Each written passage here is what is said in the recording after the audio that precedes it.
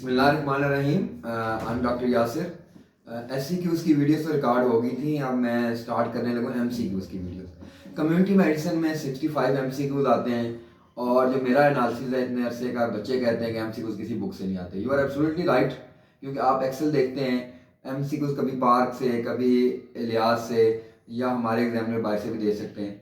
तो MCQs में कुछ आपने पॉइंट्स करें, लाइक अगर पहला चैप्टर है concept of health and disease की बात करें, तो concept of health and disease में, नेचुरल हिस्ट्री ऑफ डिजीज़ में बेसिक क्वेश्चन यही है कि आप प्राइमरी प्रिवेंशन कब करेंगे, सेकेंडरी प्रिवेंशन कब करेंगे, टर्शरी कब करेंगे।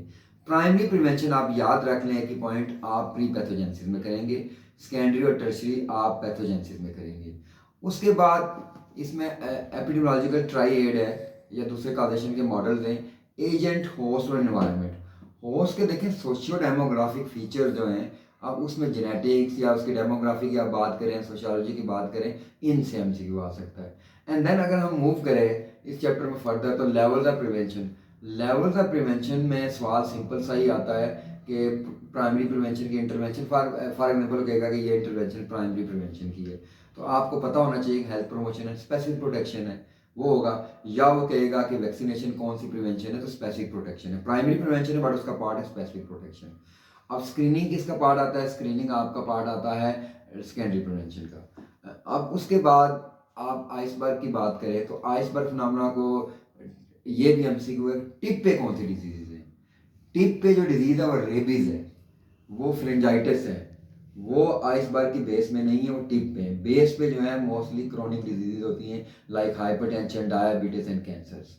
अब देन हम मूव करें तो इंडिकेटर ऑफ हेल्थ से आता है मोस्ट सेंसिटिव इंडिकेटर जो है मोर्टेलिटी का, that is infant mortality rate.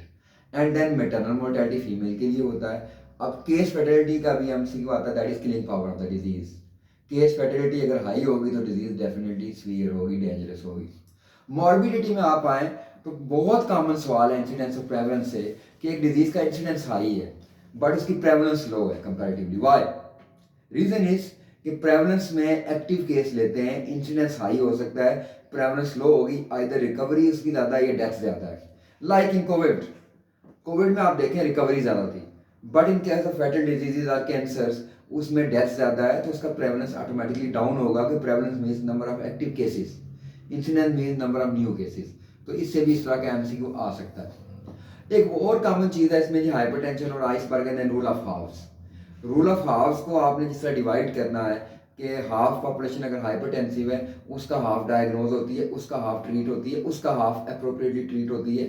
अब यहाँ पे एक MCQ आता है कि 1000 बंदों को हाइपरटेंशन है, तो अप्रोप्रिएटली ट्रीट कितने होंगे? तो इसमें चौथे स्टेप पे आप जाएं, 500 डायग्नोज होंगे, ठीक है, और उसमें से 250 जो हैं उनकी ट्रीटमेंट स्टार्ट होगी, 125 की अप्रोप्रिएट ट्रीटमेंट होगी। ये बड़ा कॉमन MCQ है UHS का भी।